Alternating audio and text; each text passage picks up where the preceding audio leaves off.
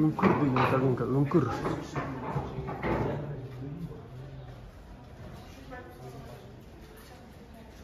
Үңкүр. Каганат деген кабинкасы.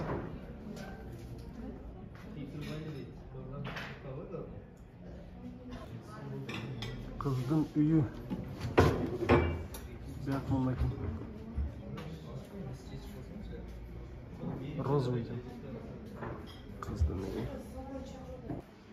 Кыргыз үйү.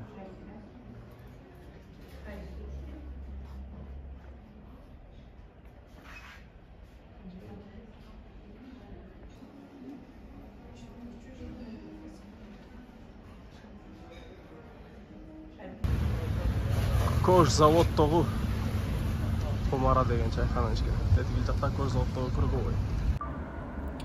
Доставкада моундай кефти көрдүңөр эле, азыр плюс 400 болуп турат эле, 380 түшүп калды. Плюс 400 чейин көтөрүлүп атат. Анан азыр 100 канча мен келди мага. 180 менби келди, анан кош заводдон чыкты, кош заводдун ичинде цехтер көп да. Анан чалып туруп, эмне салат элеңе десем, крой дейт, береттер футболканы дейт. Анан канча объем десем, көп эле дейт. А көп болсо доплата 100 сом болуп калат десем, короче, от мени кылып салышты да, короче. Негизи силер эс кузов чыгарышыңар керек, кичинекей кузов, грузовой тариф чыгарышыңар керек эле дедим. Ошо, клиенттерди көндүрбөгүлө, алсаңар дагы доплата менен алгыла. Неге жаман көндүрбөгүлө дутам, потому что кээ биркилер көндүрүп коюп унчукпай ала берет да, алгандан кийин анан биз баргандан кийин айтат доплата десеңчи. Негизи доставкада билесиңер, 15 кг жүктөгөнгө болот максимум веси, салмагы. Объему, көлөмү мындай чоңдугу. Бир чемодандай болуш керек максимум. Анан силер унчукпай эле алып ала берген болсоңор, анан кийин бизге айтат. Тияктан биз ушинтип эле алып кете берчү эле го Яндекстен.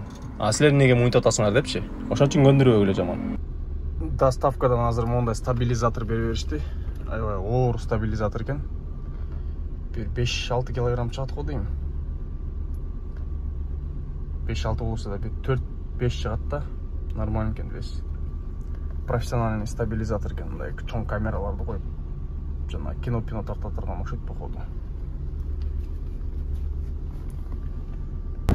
Жолдо баратсам, кайра чалып кыз. Да бирдемкени унутуп калыптырбыз деп, фотоаппаратты да салып берди. Анан барганда доплата кылып берет дейт. Макул деп койдум.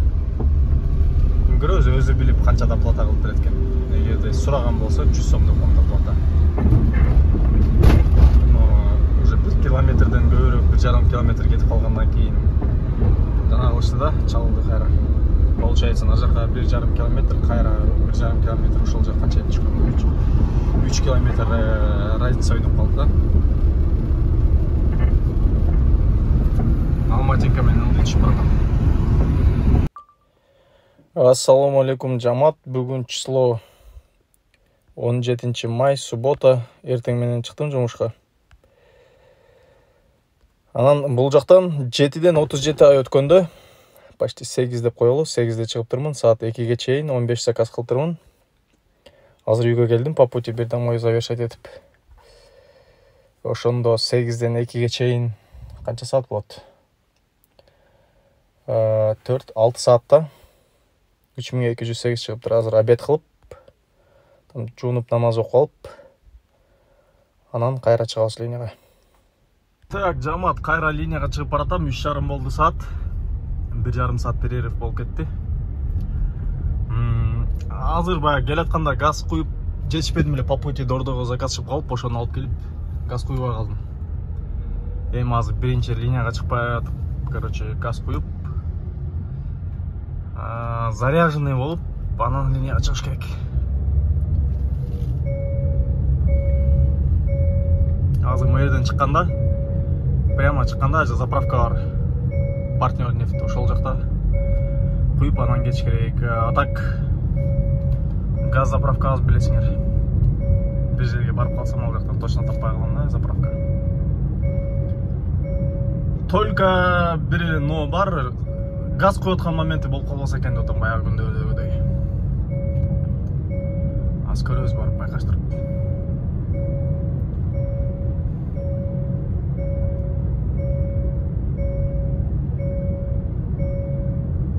Я жигиттер, бул не деген шумдук? Карагалачы, жаап коюп турем тетигине газ огнетушительден. Значит, газ жок.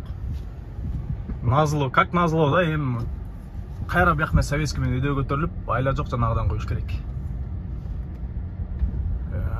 Жашыл петролиумдан. А так маяқта деле поворот бар болчу, как раз ошол жакшы газ болчу да, ошого барайынчы азыр. Ачык болсо как раз куюп алат турбаймынбы?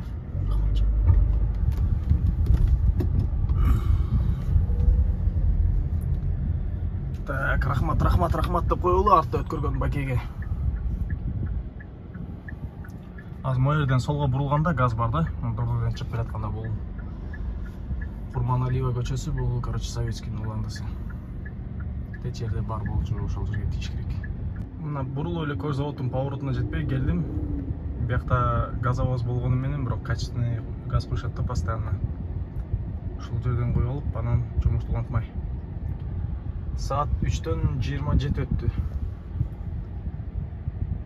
Жигиттер, парктын комиссиясын өзүңөр каалагандай кылып настройка кылып атырган парк бизге да келген. Бул эксперт парк. Бул парк 8 жылдан бери Россиянын территориясында мыйзамдуу түрдө иштеп келаткандыктан өзүнүн айдоочуларына коопсуздукту жана туруктуулукту кепилдикке берет. Парктын комиссиясын айта кеткенде эле өзүңөр тандайсыңар, 3 варианты бар. Биринчи варианты 2%, экинчи варианты ар бир заказдан 4 сомдон, үчүнчү варианты суткасына 55 сом. 55 сом төлөп коюп, каалаган количествода, каалаган суммаңарга заказ кыла берсеңер болот. Жана силер регистрация кылып, ийгиликтүү фотоконтролдон өткөндөн кийин силерге саламдашуу бонусу 100 сом түшөт. Эң эле жакшы жери досуңду чакыр деген программасы бар. Досуңарды чакырасыңар. Силерде атыңарды айтып регистрация болгондон кийин силерге 1000 сом түшөт. 5 досуңду чакырдың, 5000 сом иштедиң. Круглосуточная техническая поддержка жана круглосуточно акчаңарды каалаган банкка комиссиясы жок чыгарып алсаңыздар болот. Азыр долгая поездка деп мо заказ алдым. Советскийден көтөрүлүп баратсам. Жетип калдым, жакын эле жерден чыкканда заказ. Бирок бара турган жери Энисайга барат экен. 49 минут дейт. Канча сом чыгат деп ойлойсуңар? Ваши ставки, ставка кылып көргүлөчү кана. Мен оюмча, короче, 600 чыгат го дейм. 600дөн тегереги плюс-минус. Добро пожаловать! Не забудьте пристегнуть ремни безопасности, даже на заднем сиденье. Поездка по Яндекс.Картам займет 50 минут. Советский менен көтөрүлүп чыгат экенбиз да? Магистральдан өтөбүз да. Магистральдан. Советский магистральдан калып калбайсыңар да. Ошентип Энисайга 668 менен келип калдым. Энисай деген этно комплекс бар экен. Азыр бияктан чыгабы, чыкпайбы заказ? Бул Энисай деген этно комплекс мо Адырдын эле түбүндө экен да, прям. Ушул жак келдик. Биякта Валенсия тияк дегенби, короче, жилой квартал курулуп тур, короче, целый. Мына панорамага бир чыгып келсемби? Көп жылдан бери чыга элек болчумун. Азылды акырын чөйрөнчү, заказ болсо болот, болбосо эсилчө чыгып көрсөтүп коем панораманы. 2 гистен государственный флагшток деп койсом, бул жерге жакын эле турат, бирок 16 минут 3 километр дейт, айланып барганга чейинчи. Ошо жерде шлагбаум көрсөтөт, походу заезд платный кылып койгон окшойт. Аэропорт Манаска заказ кармап алдым го, жамат, не кылсак эми? Так, ошондо каякта болуп калат, артта болуп калат экен да, ё-мо. Артка барып, кондиционер деп жазып коюптур. Ну, кондиционер и так есть у меня. Кондиционер опциясын кошпосо деле мен кондер менен жүрөм да, клиенттер менен жүргөндөчү. И так бар. Кеттик анда клиентке. А кондиционер опциясын булар приложениеден кошконбу же кошкон эмеспи? Ошосу кызык болот да, главное. Кондер деп комментарийге жазыптыр. Анан бияка да жакшы жазыптыр. А так бияка жазбаганда, а почему вы не добавили опцию демектин да? Эгерде кондиционер деп комментарийге жазып туруп, анан опцияны кошпой койгон болсо, анда бул кичине неадекватныйраак клиенттер болуп эсептелет да, ошон үчүн андай заказдарды ат мен алып салмакмын. Бул опциясын көрсөтүп туруп, ошон үчүн бул жака чыгып калды. То есть доплата кетет да кондерго негизи. Комфортто кондер негизи включен эмес. Бизнесте включен болушу мүмкүн. А так комфорт плюста может включен болушу мүмкүн. Бизнесте сөзсүз да. Ама комфортто негизи жок кондер. Дополнительный кондиционер деген опцияны кошсо, кошуп барсаң болот. А так без кондер жүрөрсүң болот, терезени ачып коюп элечи. Бирок мага өзүмө не комфортно болуп кетет, тердеп бышып, ошон үчүн кондер менен жүрөм кечке. Клиентке чейин 1 километр 5 минут баралычы аэропортко. 1 саат 2 минут көрсөтөт, короче, 1 сааттык жол экен бияктан. Вообще башка крайдан, шаардын өйдө жагынан эң ылдый жагындагы аэропортко, короче. Канча чыгат деп ойлосоңор, дагы бир жолу ваши ставки. Мен оюмча канча десем, центрдан 1000 сом чыкса, центрдан эмес, эми микрос жактардан. Бул жактан 1200 как минимум чыгыш керек да. 1300 даже. 1500ге чейин, 1300дөн 1500ге чейин деп ойлойм, аз көрөлүчү чогуу. Так, келдим, намесени бастым. Добро пожаловать! Не забудьте пристегнуть ремни безопасности, даже на заднем сидении. Аэропортто ожидание 3 саат дейт, 45 место дейт. Комфорт плюс деле примерно. Анан күтпөй эле сразу эле көтөрүлүп бартам. Аэропорттун заказы 1233 чыкты. Аэропорттон келатып Манас айылындагы мешитке кирип асырды окуп, анан жумушту улантабыз буюрса. Аэропорттон кийин эле смена бүттү. Машинаны чыдадым. Итокторун азыр жазып коем бүт барын.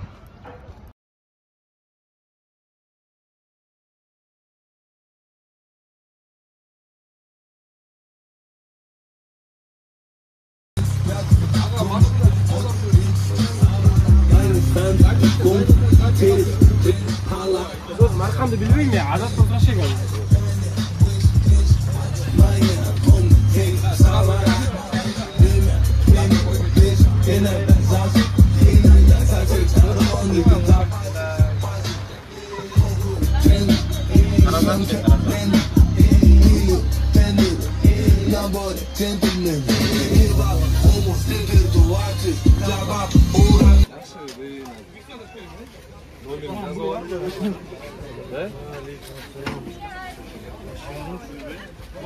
Makul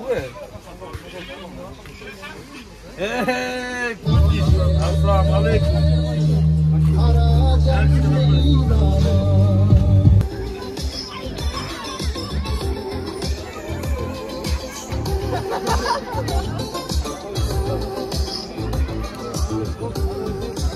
Çoğuluşa da hazır bari. Gelip bergenizlerge çoğul rahmat. Başlamıştan Hasan Baykeviz'e söz verip Moçalılarımız.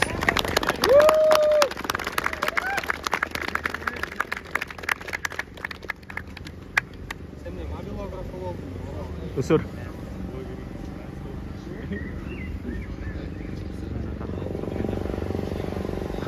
Bunun artı Murat. Son 5 yıl. Murat, Vançopa dep koyup sıraya aldı. Vançopa lan, alayım da. Oldu.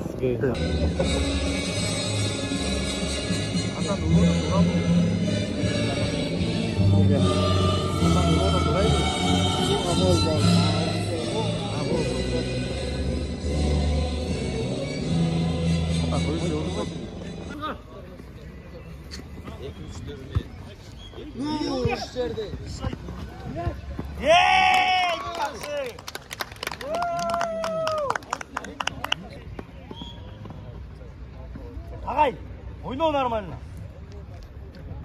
Ошол. Nereye merterek?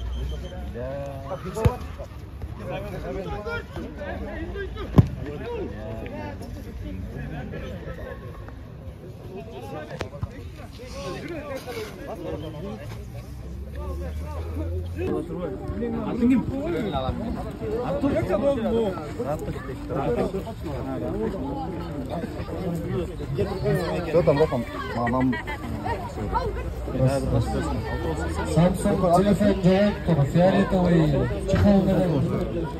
Çay alabilsin mi? Сраныч. Телефон Samsung фиолетовый чехол.